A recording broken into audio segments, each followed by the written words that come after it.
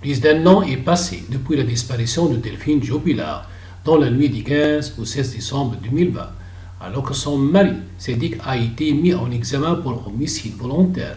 Ses conjoints vendredi 18 juin 2021. RMS Story a diffusé vendredi 18 mars 2022 le documentaire Affaire Jubilar. Enquête et révélation sur la disparition de Delphine. Si les enquêteurs ont trouvé Sédic Jubilar désinvolte pendant les recherches, ce dernier aurait fait des révélations étonnantes à son co-détenu, Marco. Dans ce dernier, on apprend notamment que l'artisan plaquiste aurait évoqué un talis qui lui aurait permis de faire rouler le corps de son épouse. Ensuite, il aurait récupéré en bas. Les gendarmes n'avaient pas le luxe de ne pas chercher. Ils ont creusé des terrassements en vain, comme l'a rapporté le Parisien en février 2022. Marco aurait dévoilé mardi 25 janvier 2022 face aux gendarmes chargés de l'affaire.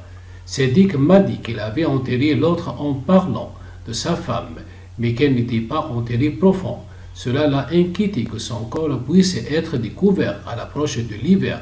Il m'a précisé qu'il s'agit d'un endroit qui avait brûlé, sans plus de précision.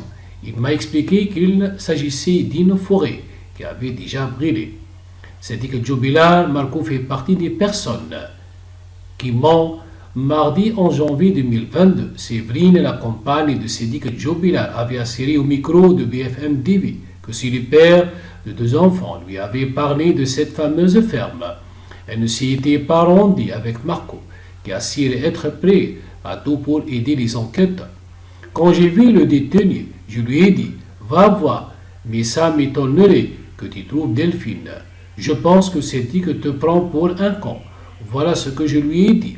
Cette histoire de ferme, c'est de l'humour noir, et ça ne m'a pas fait rigoler, avait-elle dévoilé avant d'ajouter. Après la garde à vie, j'avais des doutes. Maintenant, je ne sais plus. Je veux qu'on sache la vérité au plus vite.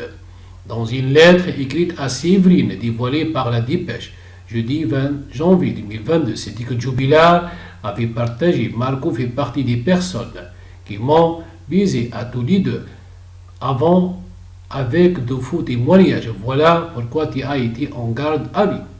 On ne peut avoir confiance en personne. J'ai raconté n'importe quoi à n'importe qui. Maintenant, plus de blaboutage avec personne. Je te promets. Pour l'heure, Sédic Jubilar reste présumé innocent jusqu'aux preuves du contraire par les autorités compétentes.